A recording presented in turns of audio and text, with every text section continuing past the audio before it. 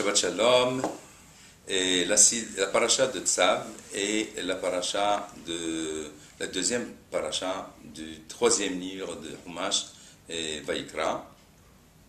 Le thème principal de la paracha de Tzav, c'est surtout les différents korbanot qu'on doit amener au Beit HaMikdash. Korban Ola, l'offrande de l'Holocauste, Korban Toda, Korban Shlamim, Korban Khatat et Korban, les deux korbanot qui sont obligatoires, Aolat Tamid Shel Boker et Aolat Tamid Shel Ben Arbaim. Nous allons traiter aujourd'hui surtout, nous allons insister sur le Korban Ola, le Korban de l'Holocauste. Et nous lisons dans la paracha, Vaidaber Hashem el Moshe lemor, Dieu parla à Moshe en disant, Tzav et Aharon vetvanav lemor, Zot Torat Haola. Ordonne à Aaron et à ses fils, et ceci est la loi de l'Holocauste. Ze Korban Haola. En effet, les commentateurs, la plupart des commentateurs du Chumash, s'interrogent sur le mot Tzav. Pourquoi la Torah a insisté d'utiliser sur l'usage du mot Tzav en ce qui concerne le Korban Haola?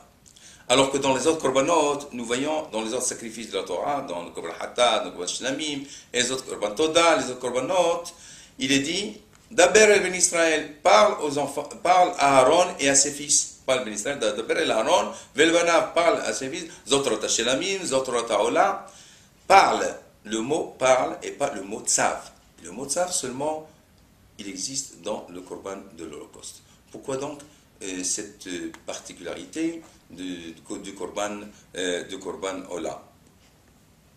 Et Rashi nous explique sur ce texte-là, tzav Aaron, il dit, Rashi explique en disant, En tzav ela lashon ziruz Miyad Uldorot. C'est-à-dire, l'usage de Tzav ici dans ce pasouk, il veut dire, il indique l'injonction, le zèle exigé pour accomplir les commandements dans le présent et dans le futur. Miyad Uldorot, dans le présent et dans le futur. Et Rashi continue, Amar Rabbi Shimon, Beyoter tzarich hakatuv lezarez, bimkom sheyesh bo hesron kis. C'est-à-dire, Rabbi Shimon enseigne, continue Rashi, l'écriture, c'est-à-dire le Mikra, il insiste sur l'empressement et le zèle dans les commandements de la Ola lorsqu'il s'agit de hesron kis, c'est-à-dire lorsqu'il s'agit de dépenses, des frais, d'un manque à gagner qu'il faut fournir dans ce sacrifice. Il faut dire aussi que le korban Ola, il est entièrement brûlé. C'est-à-dire, alors que dans d'autres korbanot, le korban aussi, il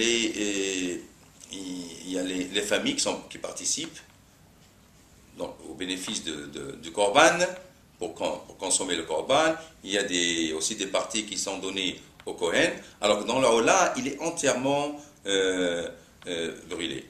Les commentateurs donnent chacun leur explication à propos de cette perte d'argent. Quel enseignement qu'on peut tirer de cet enseignement de Rabbi Shimon? Le Siftei Hachamim, sur ce pasouk, il explique qu'il s'agit là d'un manque à gagner. Ce n'est pas qu'il y a des dépenses que le Kohen a dépensées en faisant le Ola, mais il y a un manque à gagner. Puisque le Kohanim n'avait aucun bénéfice de ce sacrifice, surtout peut-être la peau seulement qu'il pouvait avoir de la Ola, mais il n'y a aucun bénéfice à gagner, c'est une perte d'argent. Le Kliyakar, le Ephraim Milonchitz, qui était parent du Maharal, explique que quelle est la perte d'argent, quel est le Hessan qui est là-dedans? C'est que le fait que le Kohen devait surveiller toute la nuit la consommation de la combustion de la Ola, donc ceci constituait pour lui une grande fatigue Alors, cette grande fatigue-là, alors qu'il aurait pu aller travailler, donc c'est quand même, il allait, donc il y avait quand même un certain Hesron là-dedans.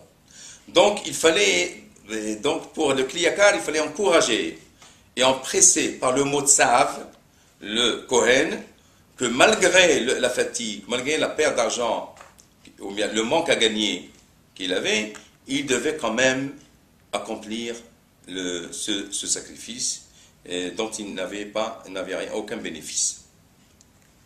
Donc, nos sages, finalement, tirent une conclusion et un enseignement très très cardinal de ce Korban et du fait que la Torah a insisté par le mot Tzav et Tvel Israël, c'est-à-dire que c'est un acte, c'est-à-dire que tout acte doit être observé dans l'immédiat et dans le futur. Et donc, les Haramim disent finalement que toute chose qui implique une constante, c'est-à-dire qu'il faut toujours faire une routine, toute chose comme ça, tout commandement qui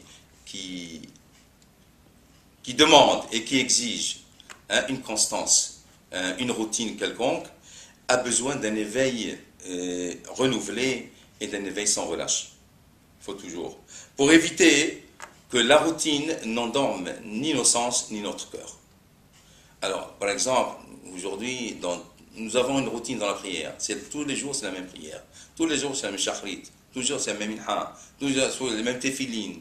Toujours, c'est la même... Mais non, ce tzav vient nous dire que bien que ces commandements-là, on les fait d'une manière routinière, en routine, routinière si on peut s'exprimer ainsi, il faut les faire sans relâche, avec un éveil, avec un renouveau, avec un hidouche. Une chose qui se répète et devient toujours, peut devenir une routine et perdre son caractère exceptionnel. C'est pour ça qu'il faut toujours accomplir nos mitzvot comme s'ils étaient nouveaux pour nous tous les jours. Okay? Comme on disait toujours, comme dit la Torah, Veshameru ben Israël et à Shabbat, la'asot et à Shabbat. Qu'est-ce que c'est la'asot et à Shabbat? Le texte devait dire Nishmor et à Shabbat. Observer le Shabbat. Mais non, puisque le Shabbat, c'est tous les 7 jours, on fait un Shabbat, il faut faire le Shabbat. Il faut renouveler le Shabbat. Il faut que dans chaque Shabbat, on renouvelle cette élévation spirituelle, cette atmosphère de Kedusha qu'on sent chaque Shabbat. Il faut qu'il y ait un renouveau. Il ne faut pas tomber dans la routine.